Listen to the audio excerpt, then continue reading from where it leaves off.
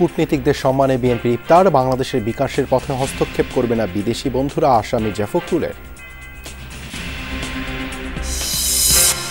পুরোপুরি জননিরাপত্তা নিশ্চিত করতে পারেনি সরকার, অভিমত এনসিপির। বর্তমান পরিস্থিতিতে নির্বাচন আয়োজন কঠিন, রয়টার্সকে নাহিদ। জুন থেকে কমিয়ে নির্বাচনের সময়সীমা আগামী মার্চে সীমাবদ্ধ করলেন প্রধান উপদেষ্টা। আওয়ামী লীগ প্রশ্নের সিদ্ধান্ত ইসির। Who am I to allow them? You're the head of this country.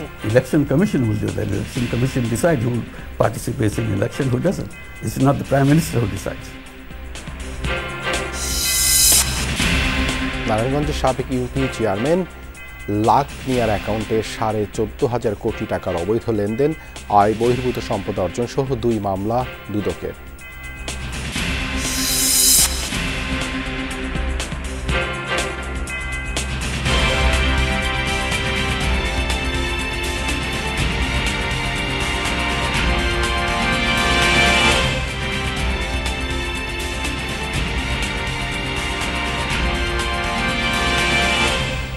আমন্ত্রণ যমুনা নিউজে আপনাদের সঙ্গে আছে আমি দেবাশিস রঞ্জন সরকার। এতক্ষণ শিরোনাম দেখছিলেন।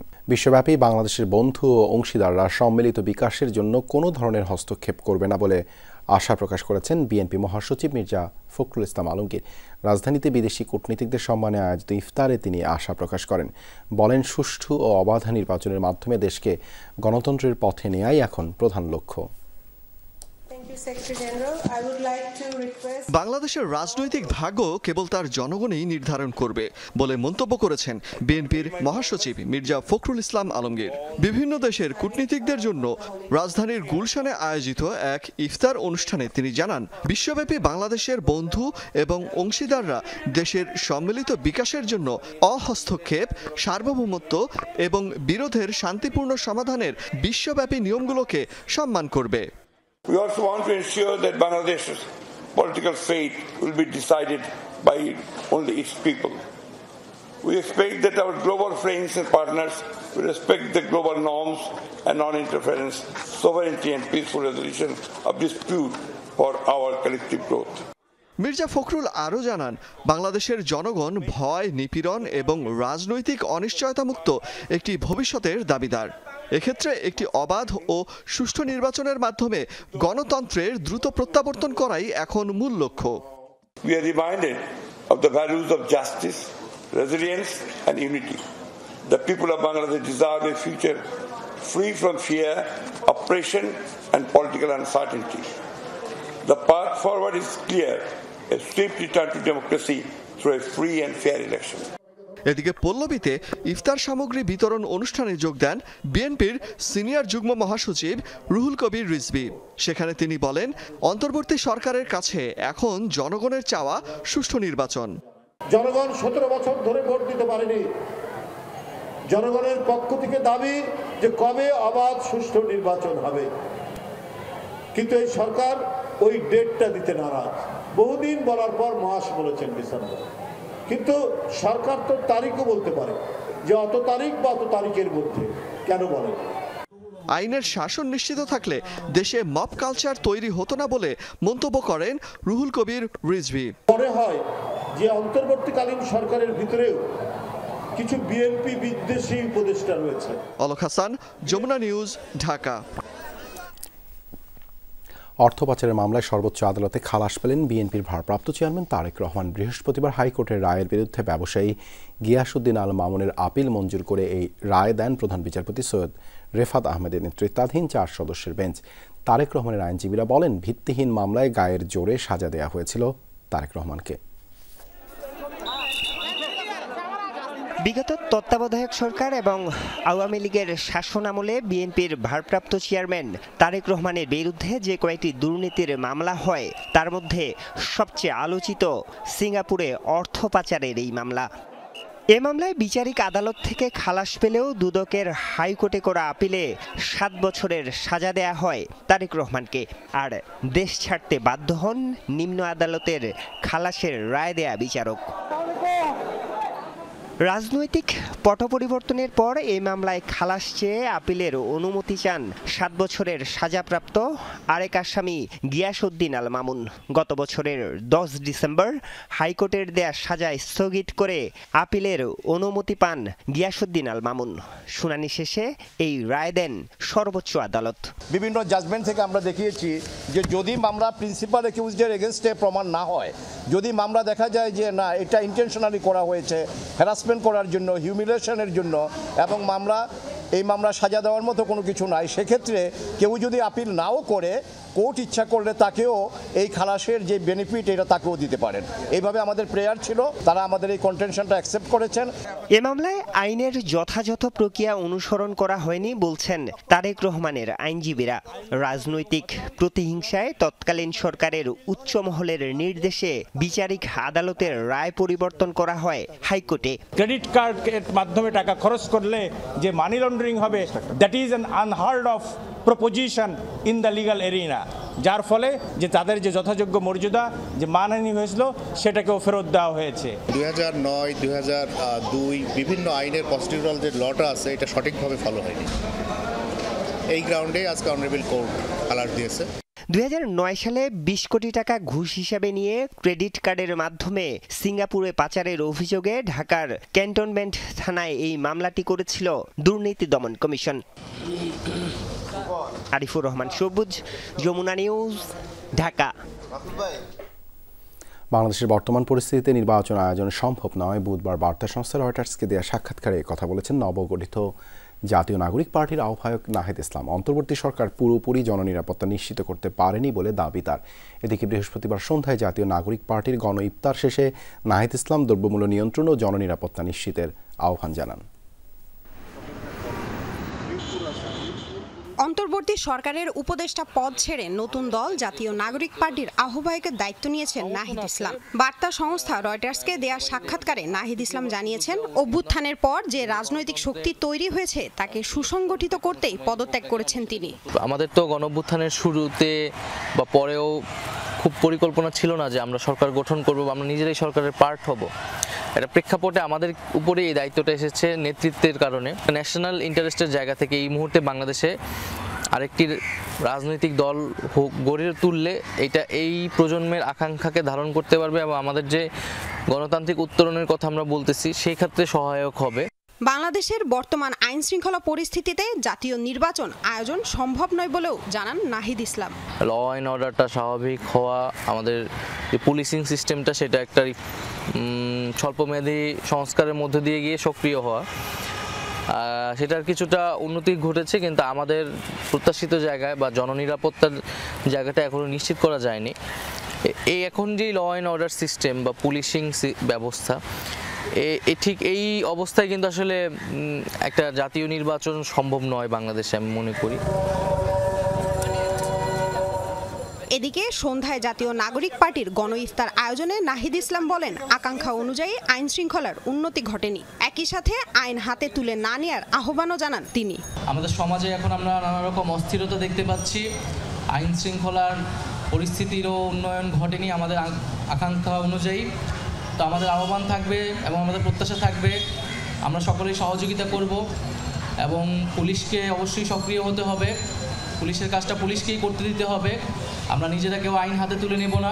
রমজানে দ্রব্যমূল্য নিয়ন্ত্রণে রাখার পাশাপাশি সড়কে জনগণ যেন নিরাপদে চলাচল করতে পারে সে বিষয়ে পদক্ষেপ নিতে অন্তর্বর্তী সরকারের প্রতি আহ্বান জানান নাহিদ ইসলাম। লামিয়া তিথি, যমুনা নিউজ, ঢাকা। চলতি বছরের ডিসেম্বর থেকে আগামী বছরের মার্চের মধ্যে নির্বাচন হবে জানিয়েছেন প্রধান উপদেষ্টা ডক্টর মোহাম্মদ ইউনূস। বিবিসিকে দেয়া সাক্ষাৎকারে তিনি এমনটি জানিয়েছেন। তবে ভোটে আওয়ামী লীগ অংশ নিতে পারবে কিনা সে বিষয়ে সিদ্ধান্ত দেবে নির্বাচন কমিশন। দিল্লির সাথে সুসম্পর্কের জন্য ঢাকা আগ্রহী হলেও সংবেদনশীল নানা ইস্যুতে বাংলাদেশ সম্পর্কে ভারত মিথ্যাচার করছে বলে জানান অধ্যাপক Yunus.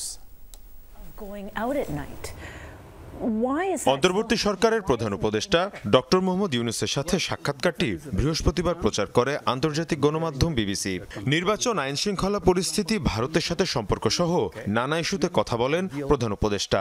We are not an ideal country, an ideal city that suddenly we made. It's a continuum of the country that we inherited, country that was running for many, many years. So it takes time to install that fear and install that discipline to make things happen. We take the collapsed country into order, into some discipline, some kind of policy, some kind of hope. This is what you're trying to do. এ সময় নির্বাচন নিয়ে প্রশ্ন করা হয় প্রধান উপদেষ্টাকে। Doctor Mohammad Yunus স্পষ্টভাবে জানিয়ে দেন ডিসেম্বরকে কেন্দ্র করে নির্বাচন হবে। I made it very clear that if reforms can be done as quickly as we wish, December will be a time that we will hold election.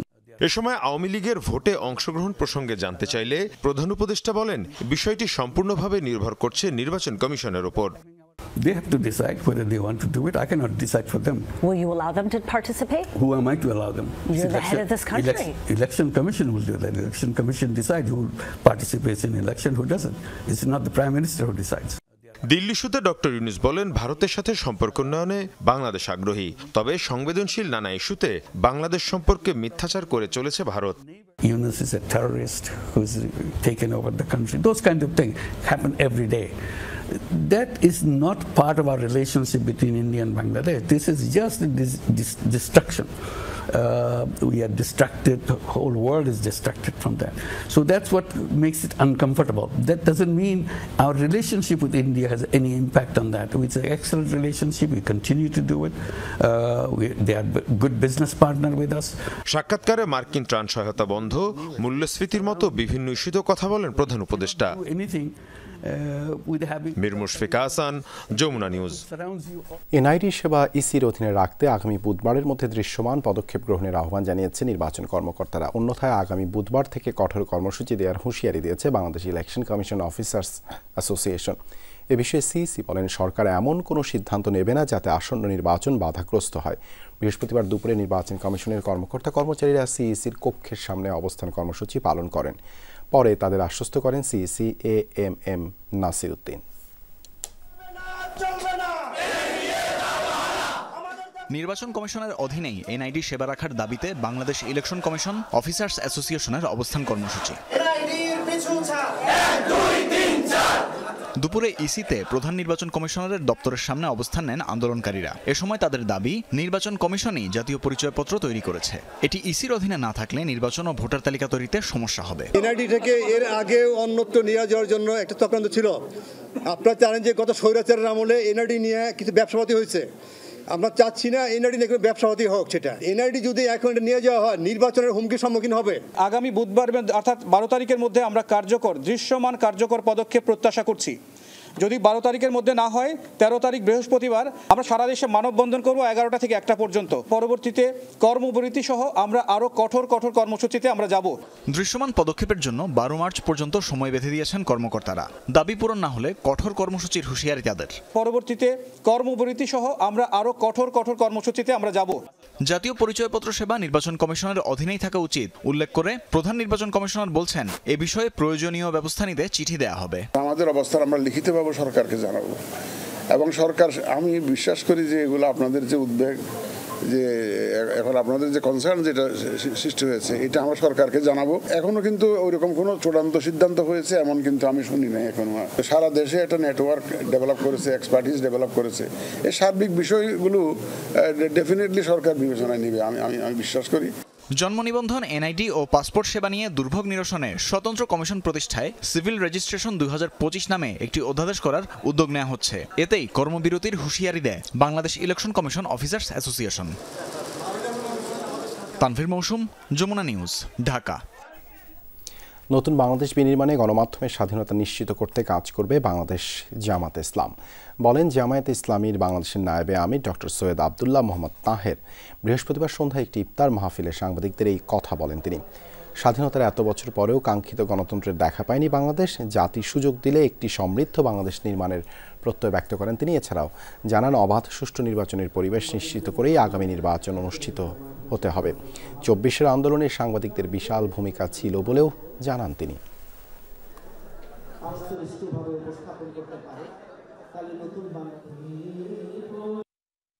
জামায়াতে ইসলামী বাংলাদেশে একটি ওয়েলফেয়ার স্টেট করতে চায়, কল্যাণ ধর্মী একটি রাষ্ট্র করতে চায়। এবং একটা হারমোনিয়াস সোসাইটি গড়ে তুলতে চায়, একটা education learning based environment culture তৈরি করতে চায়।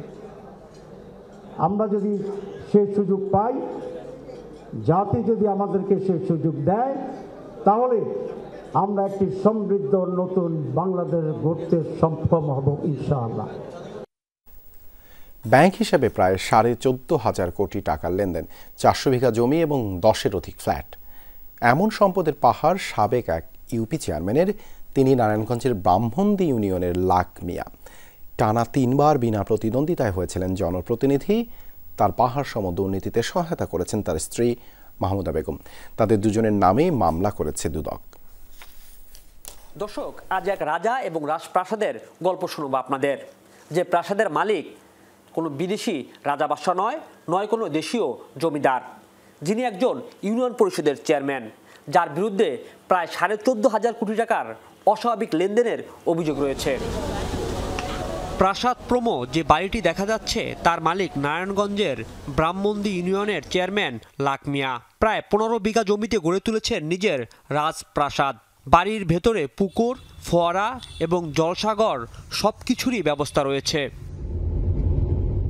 ক্ষমতায় থেকে বিজিএফ বিজিডি কার্ডে করেছেন ব্যাপক দুর্নীতি। পুরো নারায়ণগঞ্জ জেলা জুড়ে রয়েছে জমি দখলের অভিযোগ। সাবেক সংসদ সদস্য নজরুল ইসলাম বাবুর ছত্রছায়ায় করেছেন সব ধরনের অপকর্ম।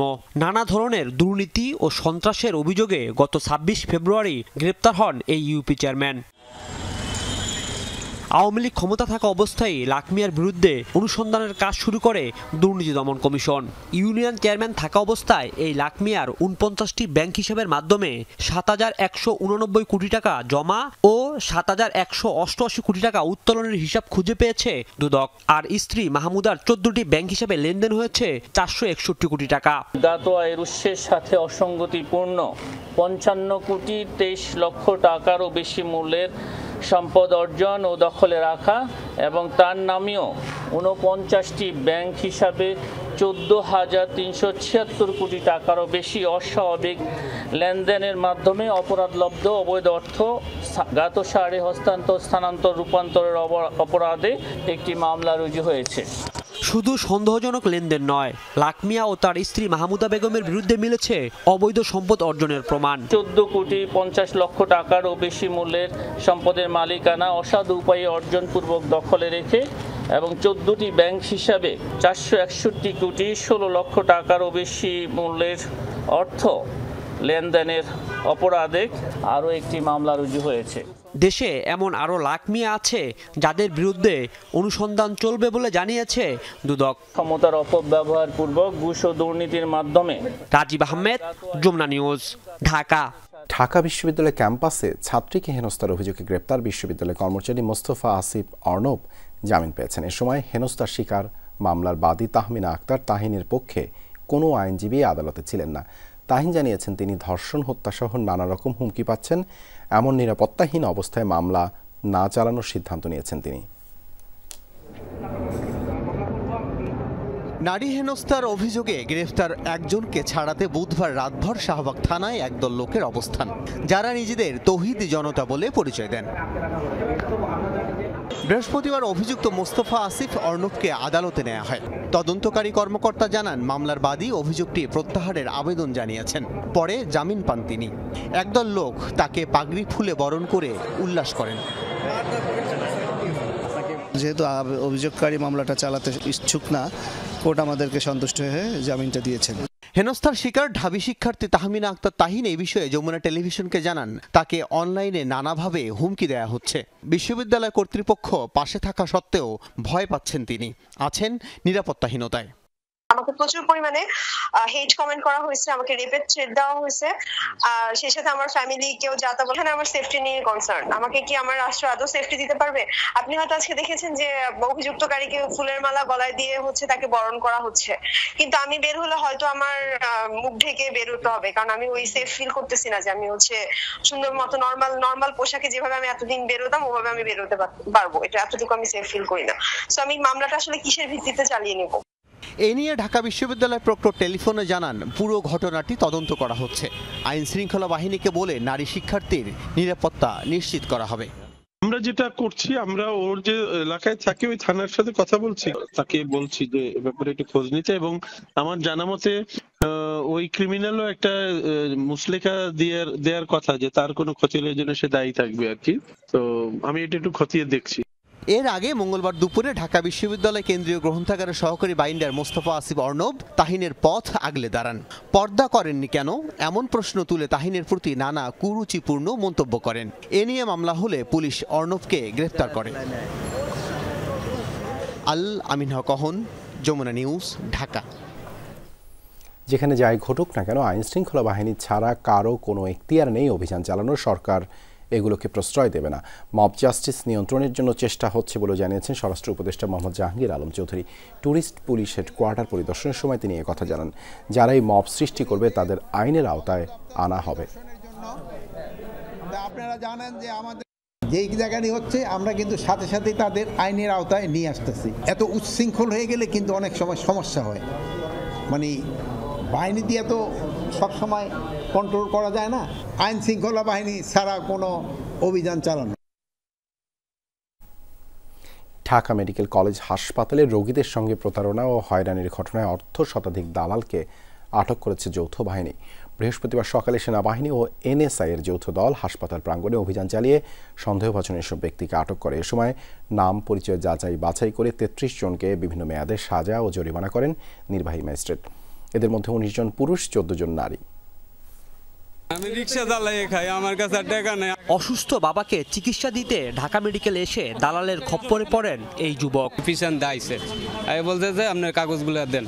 আমি কাগজ দিয়েছি, কাগজ দেখে রিপোর্টে আপনার টাকা লাগবে হইলো 2800 টাকা। ঠিক এই সময় ঢাকা মেডিকেলে শুরু হয় যৌথ বাহিনীর দালাল বিরোধী অভিযান। হাতে নাতে ধরা পড়ে রাসেল নামের ওই দালাল।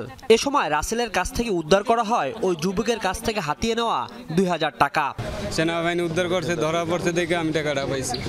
অনেক উপকার হয়েছে, আমার কাছে আর কোনো টাকা নেই। আমি এই টাকা রিক্সা চালানোর টাকা নিয়ে আমার বাবার চিকিৎসা করতে হয়েছে। আপনি যে কাজটা করছেন সেটা অপরাধ, 3 মাসের জেল, জরিমানা আছে 1000। আরো বেশি পরিমাণে জেল আপনাকে দিতে পারি আমি। বলবো অনেক লাইন আপনি 200 টাকা হাতে গুঁজে দেন, সাথে সাথে আপনারা ঢুকিয়ে দিবেন। আপনি বলেন 150 টাকা, 200 টাকা কেন নিবেন স্যার?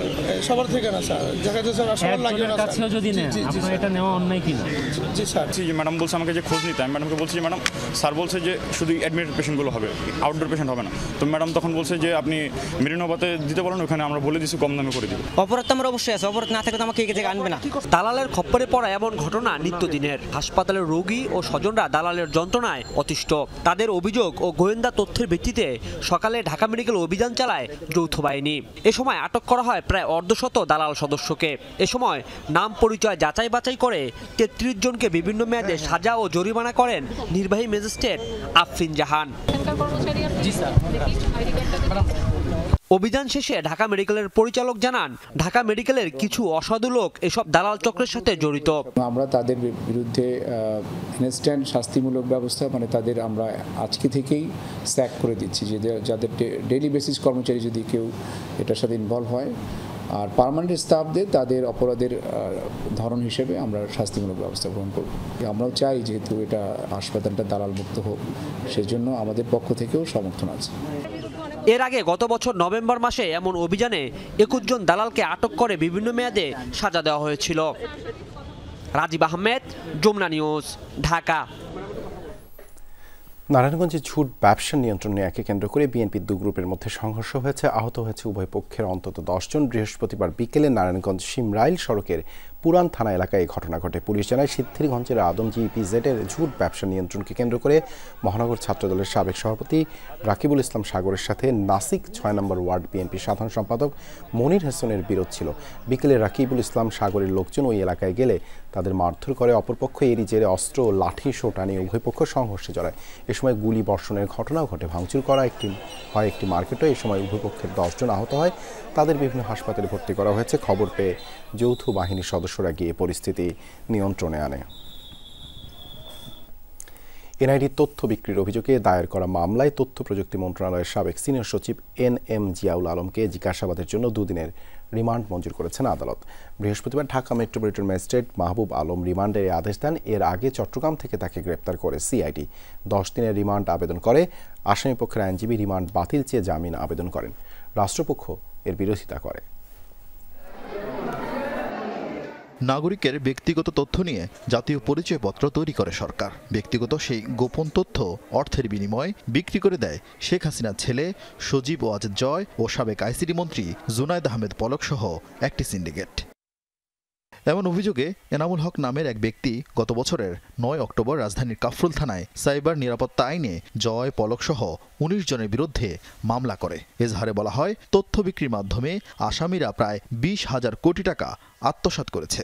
তারা পরিচয়.com নামের একটি প্রতিষ্ঠানকে এনআইডি তথ্য ভাণ্ডার ব্যবহারের অনুমতি দেয়, যারা এনআইডি তথ্য দেশ বিদেশের প্রায় ১৮২টি প্রতিষ্ঠানের কাছে বিক্রি করে, তার মধ্যে একটি ভারতীয় প্রতিষ্ঠান।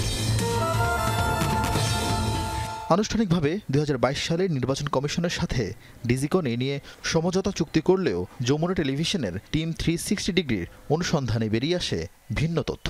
বলা হয়, ২০১৯ সালের ২১ এপ্রিল গণভবনে নির্বাচন কমিশন ও আইসিটি বিভাগের কয়েকজন কর্মকর্তার সাথে বৈঠক করেন সজীব ওয়াজেদ জয়। তাদের কাছে তিনি জাতীয় পরিচয়পত্রের হুবহুব কপি চান। সেই ঘটনার মাত্র ১২ দিনের মাথায় জাতীয় কম্পিউটার কাউন্সিলকে এনআইডি তথ্য ভাণ্ডার দিয়ে দেয় নির্বাচন কমিশন।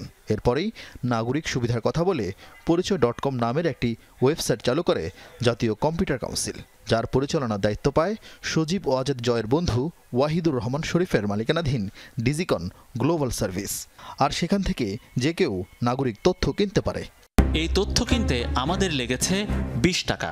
এর ২ টাকা নেবে বিসিসি, সেখান থেকে ১ টাকা চলে যাবে নির্বাচন কমিশনে, আর ১৮ টাকায় থেকে যাবে ডিজিকন গ্লোবাল সার্ভিসেস লিমিটেডের কর্ণধার জয়ের বন্ধু শরীফের পকেটে।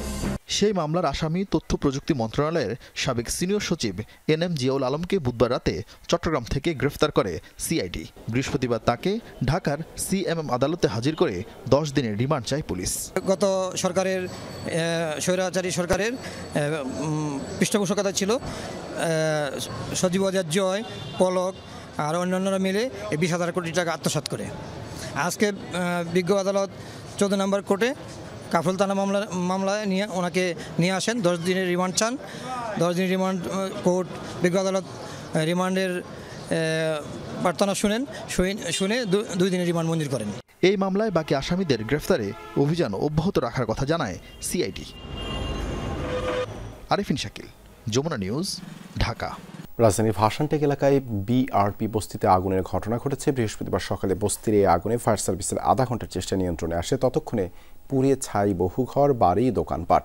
প্রাথমিকভাবে আগুন লাগার কারণ বলতে পারেনি ফায়ার সার্ভিস।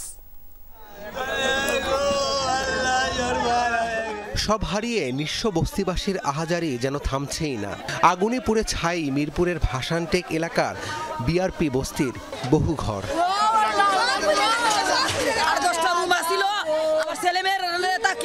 আমার কোনো কিছু নাই, সব শেষ।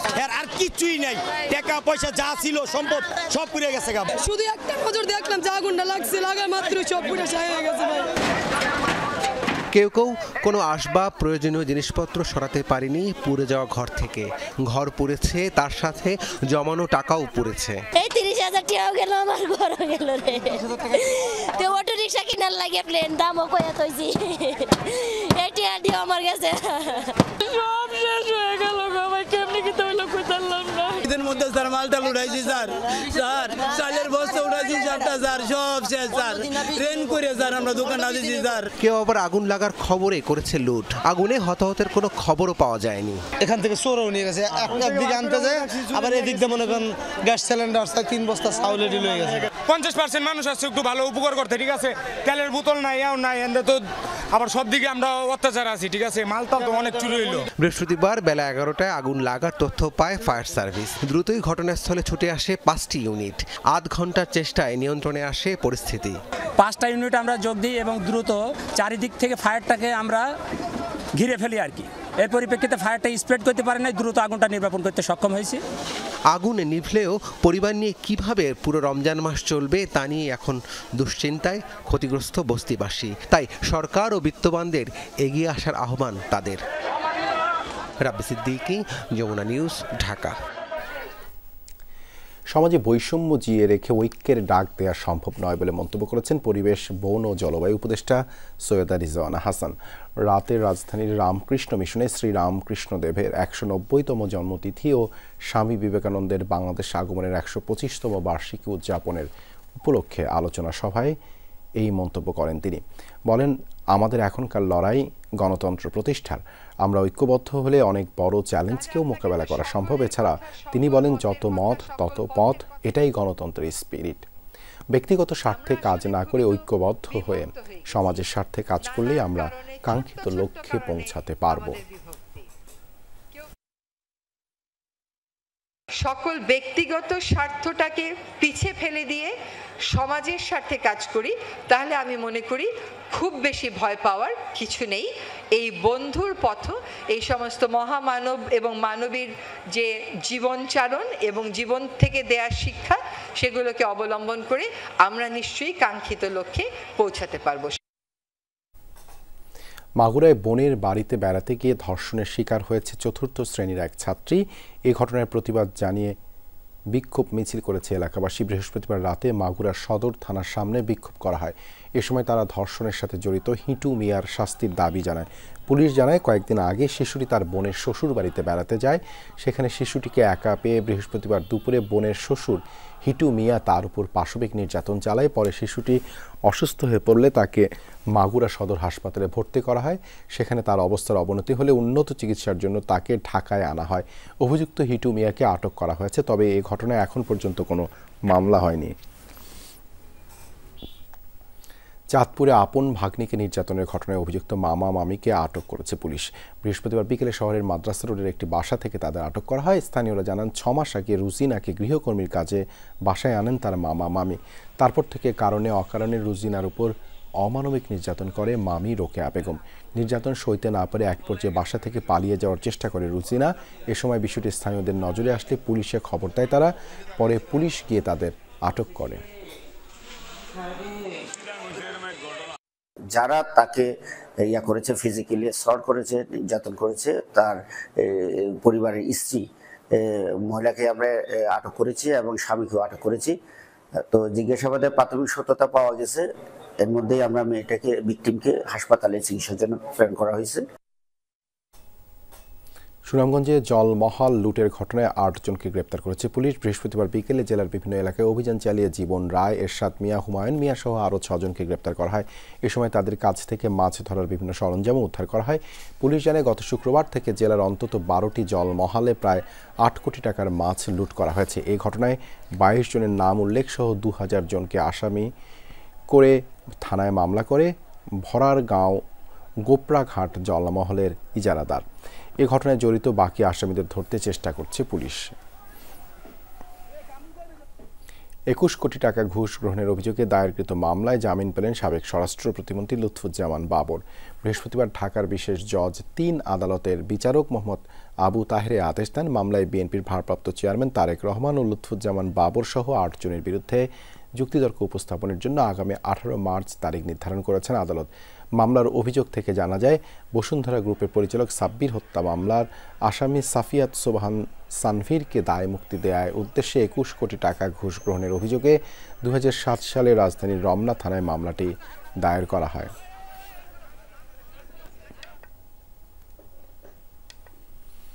মেধা ও জ্যেষ্ঠতার ভিত্তিতে আবাসিকের সিট বরাদ্দ, খাবারের মান বৃদ্ধি সহ কয়েক দফা দাবিতে অবস্থান কর্মসূচি পালন করেছে রাজশাহী বিশ্ববিদ্যালয়ের বিভিন্ন হলের ছাত্রীরা। বৃহস্পতিবার রাত 10:30 থেকে ভিসির বাসভবনের সামনে অবস্থান নিয়ে বিক্ষোভ কর্মসূচি পালন করে শিক্ষার্থীরা। আন্দোলনকারী শিক্ষার্থীরা বলেন, আবাসিকতার নীতিমালায় সংকট, হলের সংকটে প্রাধ্যক্ষকে না পাওয়া, হলগুলোতে পানির সমস্যা সহ নানা সমস্যা রয়েছে। দিনের পর দিন এসব সমস্যার কারণে দুর্ভোগে পড়েন ছাত্রীরা, তাই দ্রুত এসব সমস্যা সমাধানের দাবি জানান তারা।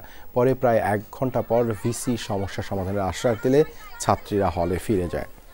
দেশে বৈদেশিক অর্থ রেমিটেন্স পাঠানোতে শীর্ষে অবস্থানকারী দেশগুলোর মাঝে অন্যতম মধ্যপ্রাচ্যের দেশ ওমান।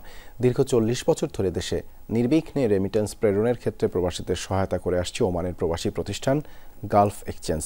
বর্তমানে বাংলাদেশে প্রেরিত রেমিটেন্সের 3 ভাগের 1 ভাগ পরিচালনায় নিয়োজিত প্রতিষ্ঠানটির 16টি শাখা রয়েছে নিজস্ব মোবাইল অ্যাপও। ওমান থেকে সহকর্মী মোহাম্মদ রফিক উল্লাহর পাঠানোর প্রতিবেদনে বিস্তারিত। মধ্যপ্রাচ্য থেকে বাংলাদেশের সবচেয়ে বেশি রেমিটেন্স পাঠানো দেশগুলোর মধ্যে একটি ওমান।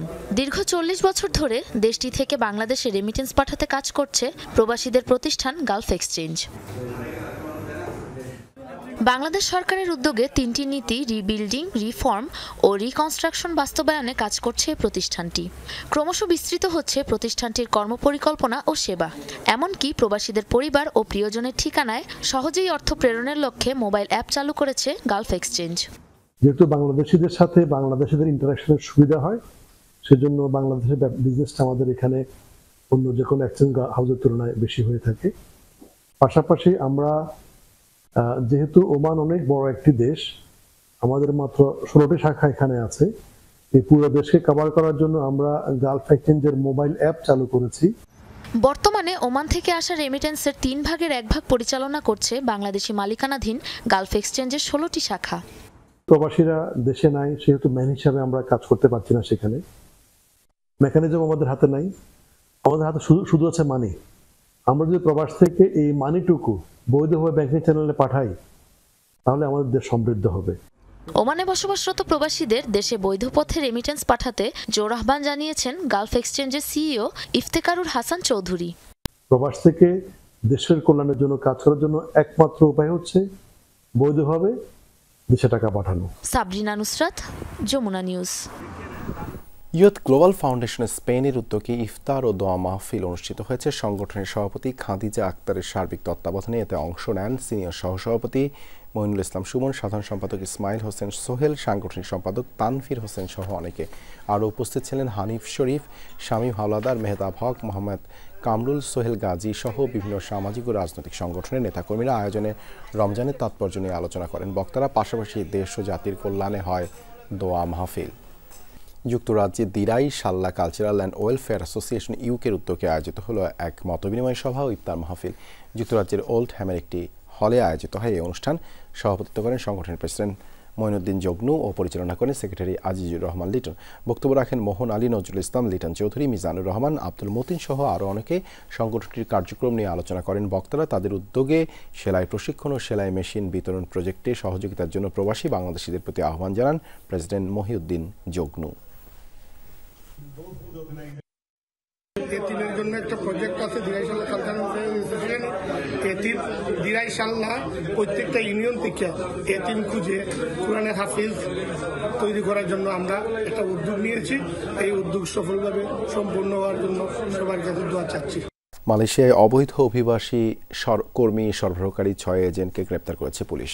গ্রেপ্তারকৃতদের মধ্যে রয়েছে 5 বাংলাদেশি ও 1 পাকিস্তানি। বুধবার মালয়েশিয়ার ক্লাং অঞ্চলে একাধিক অভিযান চালিয়ে গ্রেপ্তার করা হয় এই এজেন্টদের। গোয়েন্দা তথ্যের ভিত্তিতে কুয়ালালামপুরের বিভিন্ন স্থানে অভিযান চালায় এবং তাদের আটক করে দেশটির অভিবাসন বিভাগ। অভিযান চলাকালে 17 অভিবাসীর কাগজপত্র পরীক্ষা এবং তল্লাশির পর গ্রেপ্তার করা হয় 6 জনকে। আটককৃত বাংলাদেশিদের মাঝে এক নিয়োগকর্তাও রয়েছে বলে ধারণা করছে কর্তৃপক্ষ। অভিযানে বিভিন্ন দেশের পাসপোর্ট, 3টি মোবাইল ও একটি গাড়ি, একটি কোম্পানির স্ট্যাম্প এবং নগদ প্রায় 13,000 রিঙ্গিত জব্দ করেছে অভিবাসন বিভাগ। ওমানে বিভিন্ন দেশের প্রবাসীদের উদ্যোগে রমজান মাস জুড়ে বিনামূল্যে ইফতার বিতরণ করা হচ্ছে। দেশটির রাজধানী মাস্কাটের বাংলাদেশি অধ্যুষিত হিসেবে পরিচিত হামিরিয়া বলদিয়া এলাকায় হামিরিয়া বলদিয়া মসজিদে প্রতিদিন সহস্রাধিক মুসল্লিকে ইফতার করানো হয়। বাংলাদেশ, পাকিস্তান ও ভারতের প্রবাসী ছাড়াও এই আয়োজনে সহায়তা করছে স্থানীয় নাগরিকরা। শুধু এবারই নয়, গত 2 যুগ ধরেই এলাকাটিতে ফ্রি ইফতারের এই আয়োজন করা হয়। উদ্যোক্তারা জানান, মানুষের উপস্থিতি বিবেচনায় প্রতি বছরই বাড়ছে ইফতার বিতরণের পরিসর। বাংলাদেশি ভাইয়েরা সহ পাকিস্তানি, ইন্ডিয়ান এবং ওমানি ভাইয়েরাও আছেন এখানে। প্রত্যেকদিন তারা অনেক কষ্ট করে ইফতারের আয়োজন করে, যারা মেহনত করে এই পর্যন্ত সবাইকে, পাকিস্তানি, বাঙালি, ইন্ডিয়ানি, ওমানি ভাই সবাইকে ধন্যবাদ জানাই। নির্বাচনের আগেই বাংলাদেশে ফিরবেন বিএনপির ভারপ্রাপ্ত চেয়ারম্যান তারেক রহমান, জানিয়েছেন বিএনপি চেয়ারপারসন বেগম খালেদা জিয়ার ব্যক্তিগত চিকিৎসক ডাক্তার এজেডএম জাহিদ হোসেন। এ সময় বেগম খালেদা জিয়ার সুস্থতার খবরও জানান তিনি। বার্মিংহাম ওয়েস্ট মিডল্যান্ডস ও বার্মিংহাম সিটি বিএনপির যৌথ উদ্যোগে অনুষ্ঠিত ইফতার মাহফিলে কথা বলেন তিনি। সংগঠনটির 2টির সাবেক সাধারণ সম্পাদক আওলাদ হোসেন ও আফজার হোসেনের পরিচালনায় মাহফিলে সভাপতিত্ব করেন বার্মিংহাম ওয়েস্ট মিডল্যান্ডস বিএনপির সাবেক সভাপতি সৈয়দ জমশেদ আলী। এ সময় প্রধান বক্তা হিসেবে যোগ দেন যুক্তরাজ্য বিএনপির সভাপতি আব্দুল মালিক। বিশেষ অতিথি ছিলেন সাধারণ সম্পাদক কয়সার এম আহমেদ। আরও বক্তব্য রাখেন আব্দুল লতিফ জেপি, মিসবাউজ্জামান সোহেল, সুজাতুর রেজা চৌধুরী, ডক্টর মুজিবুর রহমান সহ আরও অনেকে। মাহফিল শেষে করা হয় বিশেষ দোয়া ও মোনাজাত। বার্মিংহামের পক্ষ থেকে তারা দিয়েছেন সিটি এবং ওয়েস্ট মিডল্যান্ড, আমরা তাদেরকে ধন্যবাদ দিই। এই দল বাংলাদেশের যতবার একটি সুষ্ঠু নির্বাচন হয়েছে, সুষ্ঠু নির্বাচনের মাধ্যমে এই দল ক্ষমতায় 3 বার ক্ষমতায় এসেছে বাংলাদেশে। চিকিৎসকের তত্ত্বাবধানে আমি চিকিৎসাধীন আছি। আমার বয়োজ্যেষ্ঠ সন্তান বাংলাদেশ জাতীয়তাবাদী দলের ভারপ্রাপ্ত চেয়ারম্যান জনাব তারেক রহমানের তত্ত্বাবধানে। রূপগঞ্জে ঢাকা সিলেট মহাসড়ক দখলমুক্ত করতে উচ্ছেদ অভিযান করেছে ভ্রাম্যমাণ আদালত। বৃহস্পতিবার সকাল থেকে বিকেল পর্যন্ত একাধিক ম্যাজিস্ট্রেটের নেতৃত্বে এই অভিযান পরিচালনা করা হয়। ভ্রাম্যমাণ আদালতের নির্বাহী ম্যাজিস্ট্রেট ওবায়দুর রহমান সোহেল জানান, উপজেলার ভুলতা থেকে গোলাকান্দাইল পর্যন্ত কয়েকশো দোকান বসিয়ে দীর্ঘদিন অবৈধভাবে দোকানপাট বসিয়ে জনদুর্ভোগের সৃষ্টি করা হয়েছে। বারবার তাদের সতর্ক করা বিষয়টি গুরুত্ব দিচ্ছিলেন না দখলদাররা, তাই জনদুর্ভোগ লাঘবে এই অভিযান পরিচালনা করা হয়েছে। এছাড়া দখলদারিকারী ব্যবসায়ীদেরকেও দ্রুততম সময়ে পুনর্বাসনের ব্যবস্থা করা হবে বলেও জানান সংশ্লিষ্টরা। তো এই রাস্তা দখল করে যারা অবৈধ দোকানপাট বসিয়েছিল এবং রাস্তা দখল করার ফলে জনসাধারণের চলাচলের প্রচণ্ড সমস্যা হচ্ছিল, আমরা আসলে এই সমস্যাটা সমাধানের জন্য আজকে আমরা যৌথভাবে আমরা এখানে এসেছি। লন্ডনের সফরে বিক্ষোভের মুখে পড়লেন ভারতীয় পররাষ্ট্রমন্ত্রী এস জয়শঙ্কর। চ্যাথাম হাউসে এক আলোচনা সভা শেষে গাড়িতে ওঠার সময় তার উপর হামলার চেষ্টা চালায় খালিস্তানপন্থীরা, জানিয়েছেন ভারতীয় সংবাদ সংস্থা ANI। জানা যায় স্থানীয় সময় রাতে লন্ডনের চ্যাথাম হাউসে একটি আলোচনা সভায় যোগ দেন ভারতীয় পররাষ্ট্রমন্ত্রী। আগে থেকেই ভবনের সামনে পতাকা নিয়ে জড়ো হন খালিস্তানপন্থীরা। জয়শঙ্করকে দেখে ভারত বিরোধী স্লোগান দেয় তারা। গাড়িতে ওঠার সময় বিক্ষোভকারীদের একজন হঠাৎ তার গাড়ির সামনে ছুটে যায়, পরে কনভয়ের সামনেই ভারতীয় পতাকা ছেঁড়া হয়। এ সময় আরও কয়েকজন গাড়ির গতিরোধের চেষ্টা করে, নিরাপত্তা কর্মীরা তাদের সরিয়ে দেয়। এর আগেও স্কটল্যান্ডে খালিস্তানপন্থীদের হামলার মুখে পড়েন ব্রিটেনে নিযুক্ত ভারতীয় হাইকমিশনার বিক্রম দুরাইস্বামী। এই ছিল যমুনা নিউজে এতক্ষণ সাথে থাকার জন্য ধন্যবাদ সবাইকে।